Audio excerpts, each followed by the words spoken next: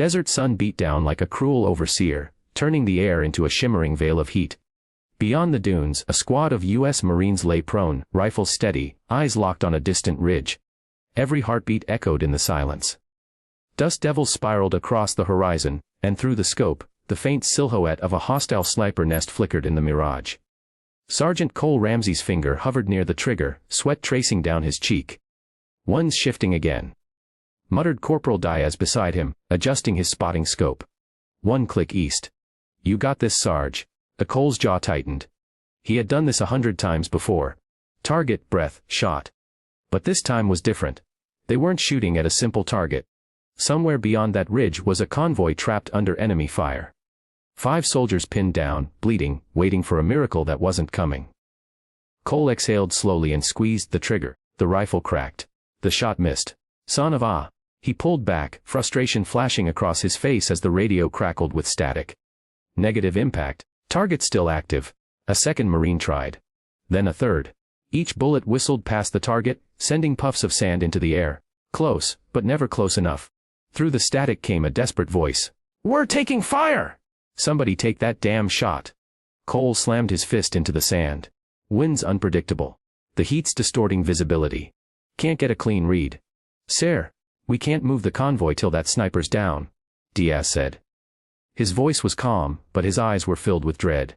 Cole looked out over the horizon, the heat waves bending the world like glass. They were out of time. Every second meant another man bleeding out in that convoy. Then, a voice behind them.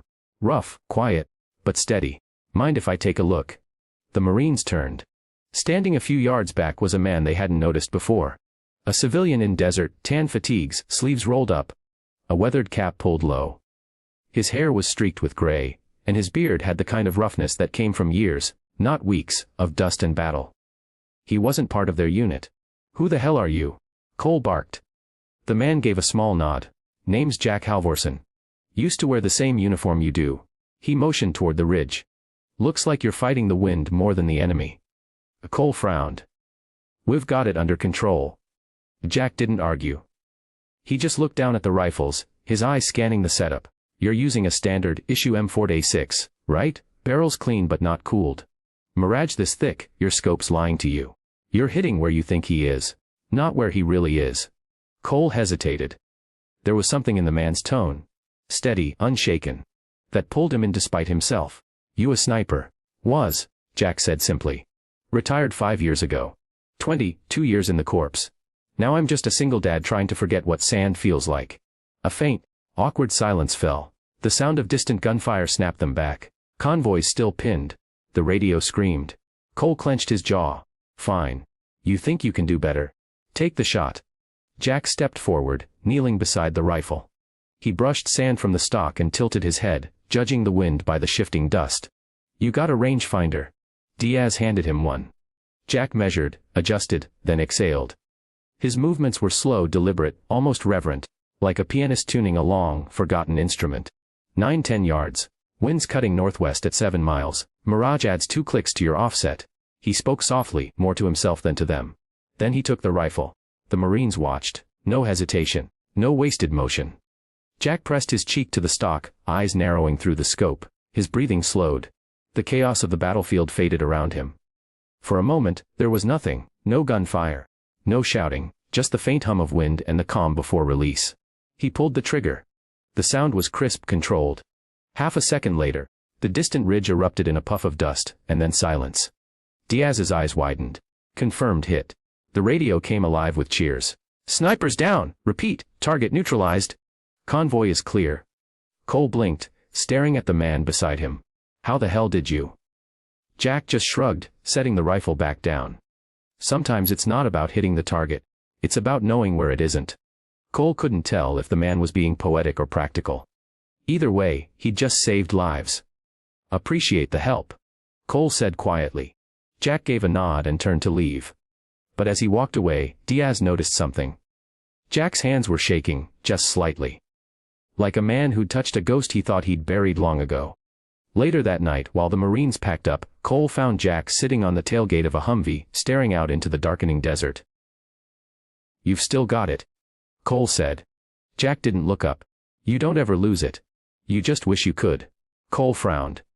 You've been out a while, huh? Yeah. Left after my wife passed. Been raising my daughter ever since. He gave a humorless laugh. Didn't plan on ever holding a rifle again. Cole studied him in silence.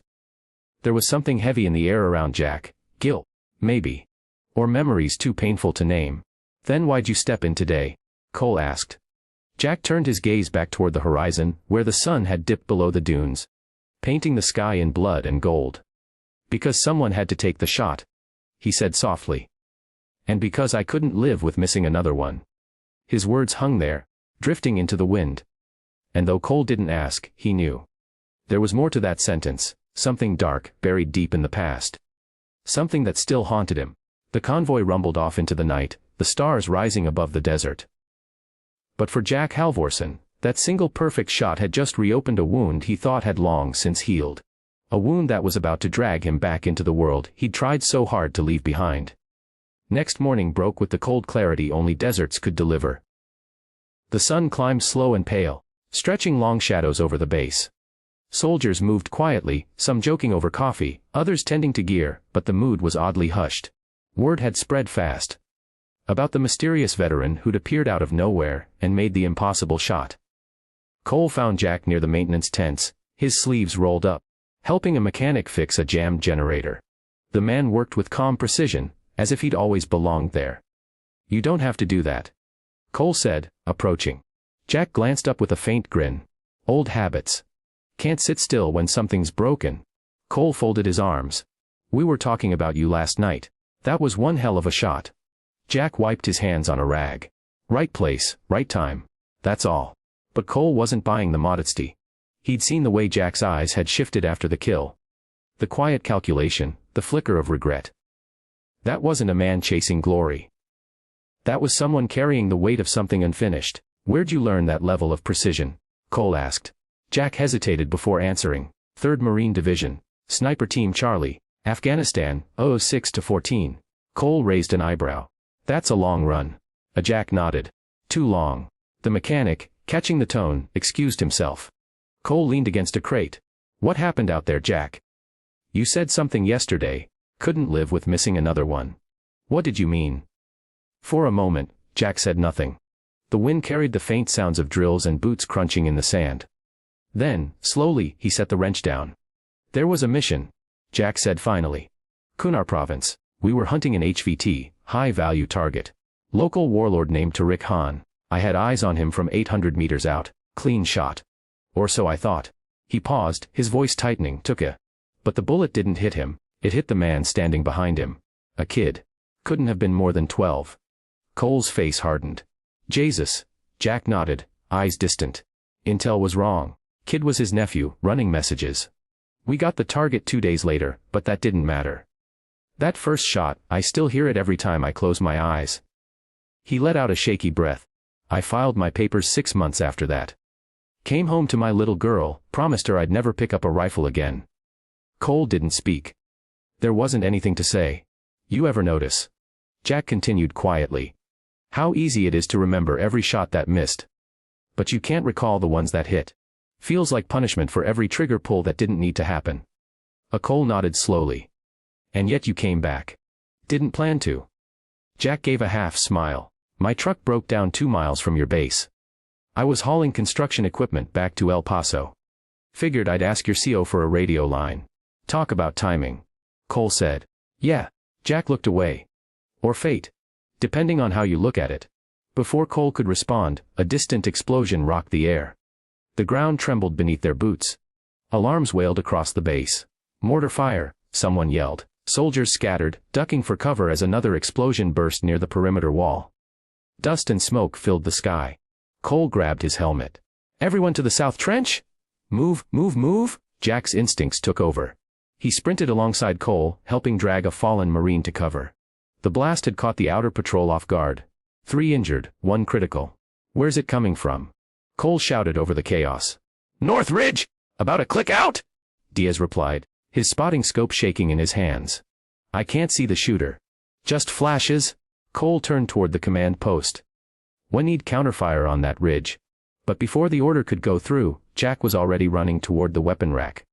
Jack, what the hell are you doing? Cole shouted. Jack didn't answer. He slung a sniper rifle over his shoulder and headed for the observation tower. The years seemed to peel off him as he climbed, movements swift, practiced. Cole followed, cursing under his breath. You're not even enlisted anymore. Neither are mortars. Jack barked back, slamming the rifle onto the stand. Through the haze of smoke, the ridge was barely visible. The enemy had found perfect cover. A shadowed line of rock that masked their muzzle flashes. Cole joined him at the scope. You can't see the target. Jack squinted. Don't need to. You just have to know how the wind breathes here. He studied the rippling dust, the rhythm of explosions. Each mortar shell had a pattern. 3 seconds apart, same angle of descent. See that gap in the ridge? Jack pointed. That's their firing pocket. Watch the echo delay. The sound takes half a second longer to reach us. Means the mortar's recessed, 30 feet in. Cole blinked. You're calculating distance off echo. Jack gave a faint smirk. Sound tells you more truth than sight ever will. He lined up the shot, breathing slow and even. Then, crack. A puff of smoke erupted from the ridge. The next mortar never launched. Direct hit. Diaz shouted from below. The base erupted in cheers, but Jack didn't celebrate. He lowered the rifle slowly, expression unreadable. Cole clapped him on the shoulder. That's twice you've saved lives in 24 hours. You sure you're not some guardian angel in disguise? Jack gave a faint chuckle. More like a ghost that forgot how to stay dead. As the smoke cleared, command confirmed the ridge was secure. The attack had been brief but targeted. Too precise for random insurgents.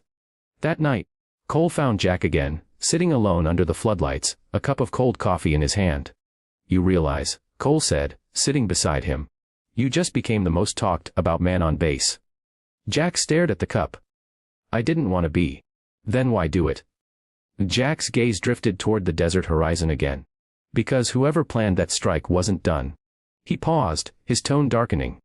They weren't aiming to kill us. They were testing how fast we'd respond. Cole frowned. Testing?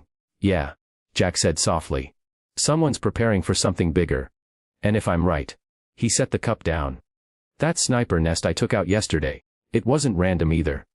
Cole looked at him sharply. You think they're connected? Jack nodded slowly. I know they are. The night stretched silent around them. The air thick with questions neither wanted to ask. For the first time in years, Jack Halvorsen felt that old, cold pulse return. The one he thought he'd buried with his past. And somewhere out there in the desert, someone else was watching, waiting for him to take another shot. Dawn, the desert lay still again. Eerily still. The Marines were sweeping the northern ridge. But there was no trace of the enemy. No bodies, no shell casings, no signs of retreat. Whoever launched that mortar strike had vanished into thin air. Cole stood by the comms tent, frustration etched across his face. We've got nothing, he said into the radio. Thermal scans came up clean. Whoever hit us. They knew exactly how long they could stay before satellite recon kicked in.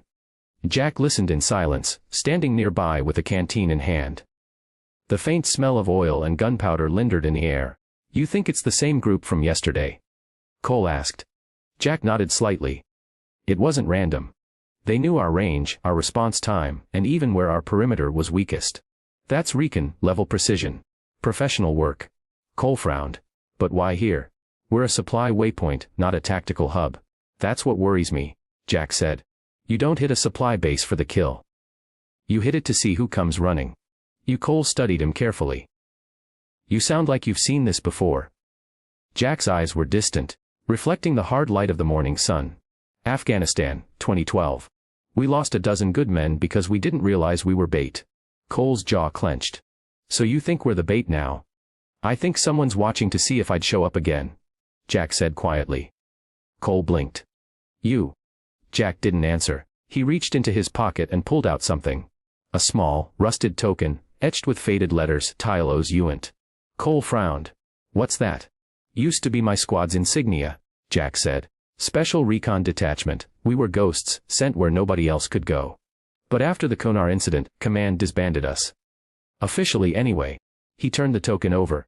Fingers tracing the worn edges. Unofficially, not everyone wanted to stop. Cole's expression darkened. You think one of your own? Jack nodded slowly. There were 5 of us. Only 3 came back. I walked away. But 2 they disappeared. And one of them, my old spotter, Was the kind of man who never forgot a score. Name. Jack's voice hardened. Eli Ward. Cole's brows furrowed. He was your spotter. Jack nodded. Best damn shot I ever knew. Until the day I missed that kid. After that, he blamed me for everything. Said I'd gone soft, said I'd lost my edge. Last I heard, he'd joined a private military outfit working off the grid. Guys who sold their skills to whoever paid most. Mercenaries. Cole muttered. Jack's gaze turned toward the horizon. No, mercenaries fight for money. Eli fights for revenge. The air between them grew heavy. Cole broke the silence. So what now? Jack straightened. Now we find him before he finds me. Before Cole could respond, the command tent burst into motion. A runner rushed in, panting. Sir! You need to see this! They followed him inside. On the central screen, drone footage was looping. A blurry figure moving across the dunes at dawn, pausing near the ridge where the mortar had been. The footage froze as the figure turned toward the drone camera. Even through the distortion, Jack recognized the cold grin. Eli Ward. The air left his lungs. The man looked older, harder, but those eyes, still sharp, still cruel. Cole glanced at him. That's him? Jack nodded. Yeah, that's him. The commander entered, his tone brisk. We've confirmed the coordinates. Ward's not alone. Looks like a small team, heavily armed, moving east. If they're setting up camp, we'll intercept before sundown. Cole turned to Jack. You in? Jack hesitated. He wanted to say no. He'd promised his daughter he was done with this life. Promised her no more violence, no more ghosts. But Eli wasn't a ghost. He was a storm, and storms didn't pass until someone faced them. I'm in, he said quietly. Hours later, the convoy rolled out. 2 Humvees, 1 ATV, and a drone team tracking overhead. The desert stretched wide and empty, but every bump, every gust of wind felt like a whisper from the past. Jack sat in the back seat beside Cole, rifle resting across his knees. He stared out the window, watching the landscape shift, the same endless sand that had buried so many memories. You've got a family back home? Cole asked after a while. Jack nodded. My daughter, Emily, 14. Smart as hell, stubborn as her mother was. She thinks I'm on a construction job right now. Cole smiled faintly. You plan on telling her about this? Jack chuckled without humor. If I make it back, maybe. The radio crackled. Drone reports movement ahead. Heat signatures near the old quarry. The Cole nodded. That's them. The convoy slowed, engines humming low. Jack adjusted his scope, scanning the quarry. There, movement between the rusted machinery. 3 men, armed, wearing desert camouflaged vests. Spotter left ridge, Jack said. See the glint? That's Eli's position. He's got high ground. Cole raised his binoculars. You're sure? I'd bet my life, Jack murmured. Then we flank from the west. You take overwatch. Jack nodded and climbed out quietly, moving to a ridge overlooking the site. His boots barely crunched against the sand. Every motion was muscle memory, every breath rehearsed. He found a perch behind a broken excavator, leveled his rifle, and waited. Below, Cole's team advanced carefully. But as they approached, Jack's instincts screamed. Something wasn't right. Cole, stop. He whispered into the radio. They know we're here. Before Cole could reply, the air exploded. A massive detonation ripped through the sand, flipping one of the Humvees. Fire roared, dust blinding everything. Jack threw himself down, shielding his face as shrapnel cut through the air. Ambush! Pull back, Cole shouted. Through the chaos, Jack scanned the ridge, and there he was. Eli Ward, lying prone behind a sniper's nest, scope glinting like an eye of death. Their eyes met across the distance. Eli's grin widened. He mouthed 2 words. Your turret, Jack fired. The bullet missed by inches. Eli vanished into smoke. Then, another explosion. A shockwave slammed into Jack, throwing him against the rocks. His vision blurred. The world dimmed into ringing silence. When he blinked awake, the ridge was burning. Cole's team was pinned down below, under heavy fire. Jack pushed himself to his feet, blood trickling down his temple. He steadied his rifle, but Eli was gone. Only his laughter echoed faintly across the canyon. Come find me, old man. Eli's voice taunted through the stolen comms. Let's see if you can take the shot this time. Jack's hand trembled on the trigger, not from fear, but rage.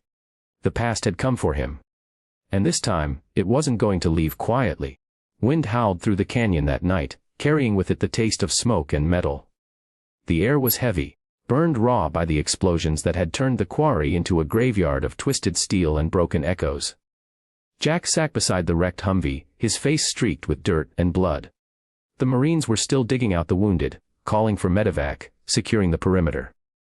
Cole moved like a man on autopilot, barking orders through the haze. When he finally dropped beside Jack, exhaustion cut through his voice. "We lost Diaz." Jack didn't speak. The silence between them said enough. He didn't stand a chance. Cole went on, anger and grief tangled in every word. "That whole setup, it wasn't an ambush, it was bait." The Jack nodded grimly. "Ely wanted me to come. He wanted this." Cole slammed a fist into the sand. "Why?" "To prove he's better than you." Jack looked toward the burning ridge. "No. To remind me that I'm not." Cole turned to him. "You're saying he knew you'd take the shot yesterday? Knew you'd come here?" "Exactly. That sniper nest we took out on day one, Ely built that as a message. He wanted me to hit it.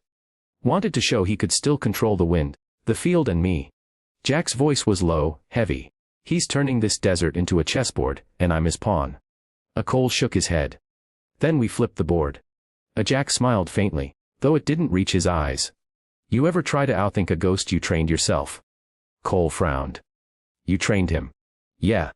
When Ely joined Thalos unit, he was green, sharp shooter. Steady hand, no fear. I taught him everything I knew about range, wind, patience, and how to see before pulling the trigger. He learned fast, too fast. But he never understood restraint. And now he's using what you taught him against us." Jack nodded. "And doing it better." The distant thump of helicopters echoed through the canyon as medevac teams arrived. The base wanted the survivors back immediately. But Cole wasn't ready to leave. "Command wants you debriefed," he told Jack. "You're the only one who can ID this guy." Jack shook his head. "If I leave, he'll vanish again. And next time, it won't just be Marines he goes after." "What do you mean?" Jack reached into his vest and pulled out a small radio chip, blackened from the explosion. "Found this near the blast site. Custom frequency jammer. Only one group used this tech during our time in Thalos." "Ooh." Jack's expression hardened. "A private outfit we worked with once. Black Sun Security." Cole's eyes narrowed. "You mean the PMC that got shut down after the Kandahar incident?" "Yeah," Jack said. "Only they didn't all go away. Some of them rebranded. Buried their tracks. Ely worked with them after the corpse. He's using their equipment. Which means he's not working alone." Cole's shoulders stiffened. "You think there's another cell out there?" "Not a cell." Jack replied quietly. "A contract. Someone hired him. And he's using me to draw out whoever wants to stay hidden." The radio crackled again. The commander's voice broke through, rough and urgent. "Cole, report. We've got chatter from Intel. Encrypted frequencies bouncing off the Mexican border. Whoever hit your unit, they're moving south. Satellite picked up a convoy at 0300 hours. Cole looked at Jack. "That's your guy." Jack nodded. "Eli's heading for the dunes. Wide open. Perfect sniper country." The commander continued. "Orders are to fall back. We'll handle this from HQ." Cole hesitated, glancing at Jack. Jack spoke first. "He won't make it to HQ. You don't understand. Ely doesn't run. He lures. He's setting up the final ground right now." Cole's jaw clenched. "So what's your move?" Jack stood slowly, brushing the dust from his gear. His movements were deliberate, heavy with something deeper than duty. "He wants me to chase him." "Fine, I'll chase him. But not with a team." Cole's eyes widened. "You're going alone. That's suicide." Jack gave a tired smile. "No, that's justice." "Jack." "Listen, Cole." Jack's tone hardened. "Every man he kills, every soldier he toys with. That's my fault. I built him, I taught him. So I'll end him. Not for me. Not even for the corpse, but for the kid I missed. For the peace I've been running from." Cole studied him for a long moment, then exhaled. "If you're going, you're not going unarmed. Take what you need." Jack nodded. "One rifle, one sidearm, and a drone link." "Copy that." Cole paused. "You sure about this?" Jack looked out toward the dunes, where the first hint of dawn burned on the horizon. "No. But I'm sure about him." By the time the sun rose, Jack was already deep into the desert. Alone. His Humvee hummed across the sand like a dying beast, tires biting into the endless gold. The radio stayed silent, save for the faint static that always came before trouble. Hours passed. Then, a faint ping on his handheld monitor. A thermal signature less than 2 miles ahead. Stationary. Patient. Jack's throat tightened. "Got you." He parked behind a dune and went the rest on foot. Each step sank deep into the shifting earth. The air shimmered with heat, the silence so thick it felt alive. Finally, he crested a ridge and froze. Down below, half buried in the sand, was a familiar sight: a broken wooden cross, carved with initials burned into the grain. THLOS. Juan. Jack's chest tightened. That was his old marker. The one he'd left behind when the unit disbanded. And next to it a rifle barrel glinted in the sun. Before he could react, a voice crackled through his earpiece, smooth, calm, and cruelly familiar. "Welcome back, Jack. Took you long enough." Jack crouched low, scanning the dunes. "Ali. You always did like theatrics." Ali's chuckle carried through the comms. "You taught me that. Make the enemy feel the stage before the show starts." A Jack spotted movement, a shimmer of heat 2 ridges over. A scope glint. "Come out and face me," Jack said. "Oh, we will," Ely replied. "But not yet. You see, I've been busy. While you've been playing soldier again, I found something, or rather, someone." Jack's blood ran cold. "What did you do?" Ely laughed, low and deliberate. "You should have kept your promises, Jack. That little girl of yours, Emily, right? She's quite the fighter. Took a while to track her down." Jack's heart stopped. "Ali," he whispered, voice trembling with fury. "Don't you touch her." Ali's voice turned venomous. "You took my life, my future, my brotherhood. Now I'm taking yours. You've got one day, Jack. Find me or she dies." The comm went dead. Jack stood frozen, the desert spinning around him. His knees hit the sand, hands trembling. All the ghosts he'd buried came roaring back. He wasn't fighting for vengeance anymore. He was fighting for blood. For his daughter. And this time, missing wasn't an option. Choice from that moment on moved at a speed Jack had learned to hate. Too fast to think, too slow to save. The desert collapsed into a tunnel of urgency. The name of his daughter, Emily, burned in his mind like a brand. Isla's voice had been a blade. Now Jack sharpened himself against it. He didn't go back to base. There was no point in briefings or permissions. Ely had made that choice for him when he put a deadline on a life. Instead, Jack drove until the Humvee's engine coughed and settled into the sand. Then went the rest by foot, cloaked in a thick scarf and a borrowed poncho. He moved like a shadow, every step measured. Every patch of ground catalogued. The desert is honest and merciless, it gives up its secrets only to the patient. Cole found him at dusk, hunched behind a boulder, map spread across his knees. Eyes hollow but burning. The Marines had pulled together, not as command, but as men with a debt to pay. A small team of volunteers waited in the dip behind them. Sergeant Alvarez, 2 radio techs, a drone pilot named Simmons, and a medic whose hands were steadier than her age suggested. "You sure this is the right lead?" Cole asked, his voice low. The glow from the handheld GPS painted their faces in green light. Jack traced the route Li had hinted at, southwest, into a sparse village network where smugglers liked to bury themselves. Ali's playing field wasn't random, it was a lattice of places he'd known as a ghost. "He said she was being moved toward the border," Jack said. "There's a crossing point 3 valleys down. Private routes. No law, only favors and payoffs." Alvarez rubbed his stubbled jaw. "We go in hot, we lose her for sure." "He's not dumb, he's a trapmaker. No hot entry," Jack said. "We move at night. Drone watches the ridge. Simmons, you get comms with me only, no one else. If Ely wanted a show, he'd use radios. He'll be listening." Simmons nodded. Palms wide around the controller. The drone hummed once, then folded into the twilight like an insect on patrol. Night settled, a velvet and breathless thing, ears straining for the smallest squeal. They found the convoy at 2 in the morning, slumbering under tarps in a hollow that smelled of diesel and fear. 2 armed guards paced, their shadows long. A makeshift cage sat half, loaded onto the back of a flatbed. Blankets torn, a child's backpack visible in the dust. Jack's chest compressed so tightly he could hear the blood behind his ears. "Hold." Jack breathed. The men froze with him. "I go close. I draw the scent." He reached into his vest and pulled out a strip of reflective material, something to mimic the glint of a flashlight. Then he put on the mask of the man he had been. Hard-eyed, willing to die for the shot. He moved like a predator, slow and deliberate. Every footstep mapped the angle of possible returns. Ely had never been without a safety net. Jack planned to cut the net. He crawled within range, lay prone in the sand, and lifted his head to peer through a sliver in the tarp. The cage was there. Emily slept huddled beneath a threadbare blanket, face drawn and pale but breathing. The sight of her small helplessness broke him in a way the desert never had. He radioed a 3-word signal to Cole. "No. Echo west." That was the cue. Nearby, Alvarez and 2 Marines emerged like ghosts into the edge of the hollow, throwing rocks toward a cluster of scrap metal to draw plantagenets of sound. Simultaneously, Simmons sent the drone in low to kick up a sand plume, forcing the guards to lift their heads. It worked. A guard crawled to the truck, shining a torch at the disturbed patch of earth. In that heartbeat the world grew too loud. Jack moved like a knife. He vaulted the side of the truck, the metal singing under his weight. A guard turned, surprise and alarm etching his face. Jack's hand found the man's throat, he tapped a nerve and the man's legs folded. A shot rang out from the ridge. Time stopped. Jack felt it in his bones, an old, unmistakable cadence. He rolled for cover, pulling the limp guard with him. The second guard fired, then silence. His chest heaved. Emily shifted, a small noise that was a lifetime in itself. "Where's Ely?" Jack hissed into the radio. No answer. Only the mocking echo of a bullet meeting metal. A second later a new voice came through the stolen comms. Clear, close, unmistakable. "Nice dance," Ely said, almost amused. "You remember the moves?" Jack crawled to the cage and seized the latch. It stuck, rust and haste. He wrenched it, slammed into the metal door, and flung it open. Emily's eyes opened.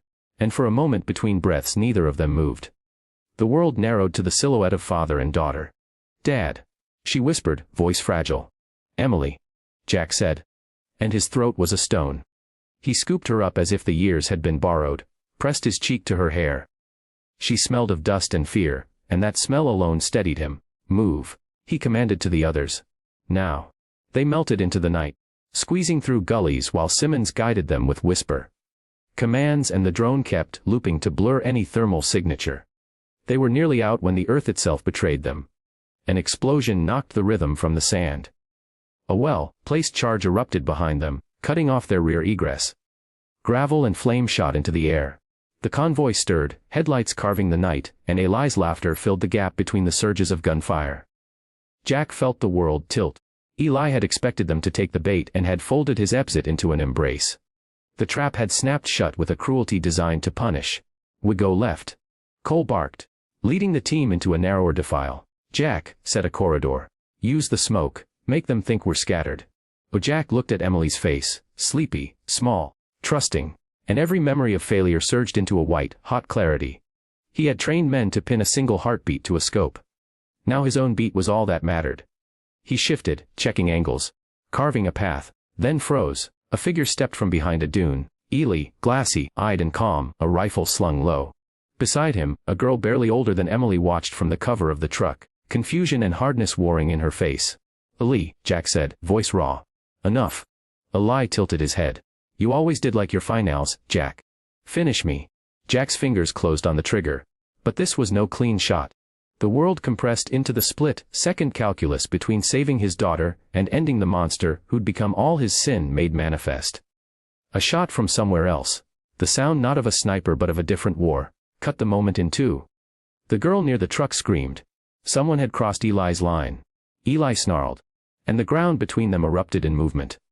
Men shouted, boots churned the sand, and Jack realized with a cold, terrible clarity that this was more than a duel. Eli had made this personal. He'd built allies who would burn for him. Jack lunged forward, taking Emily and bolting through a gap while Cole and Alvarez sprayed cover. The night convulsed in gunfire and curses. Every second was a negotiation with fate. They dove into a rock cleft as rounds stitched the air above them. Jack cradled Emily to his chest, limbs trembling. The desert around them was full of men who wanted his blood, and Eli's voice, always at the edge of a radio, was the cruel metronome to their fate. "End this." Emily breathed, small and fierce. "Please." His hands were steady. His aim was not yet. He had to get her home. He had to give himself one more chance at a right shot, one that couldn't miss. Sun crawled over the horizon like a slow, burning fuse, setting the desert aflame with amber and gold. Dust hung in the air, heavy with the stench of gunpowder and oil. The firefight had died down to intermittent bursts of gunfire, like dying heartbeats refusing to give up. The Marines were pinned behind a ridge, half their equipment gone. Every breath a gamble. Jack lay on his stomach beside Emily, shielding her with his body. His left arm throbbed with a grazing wound, but pain was secondary.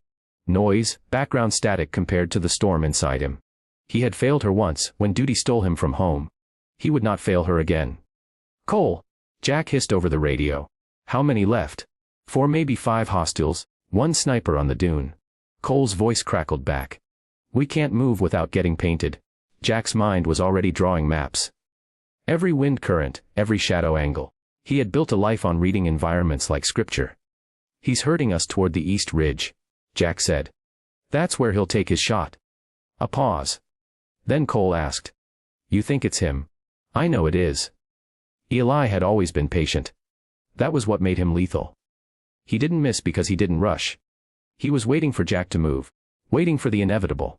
The moment when emotion outweighed reason. Emily stirred, eyes wide but brave. "Dad, are we going home after this?" Jack looked at her, his face carved from stone, but his eyes softened. "I'll get you home," he said. That's a promise.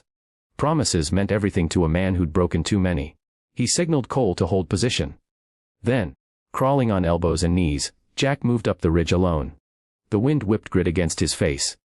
He felt every scar, every old ache from a life of violence pressing through his bones.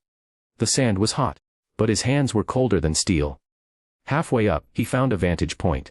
A narrow ledge with a broken vehicle husk offering partial cover. He set the rifle down and extended the bipod. It was the same rifle he'd carried years ago in Fallujah, rebuilt, adjusted, but still loyal.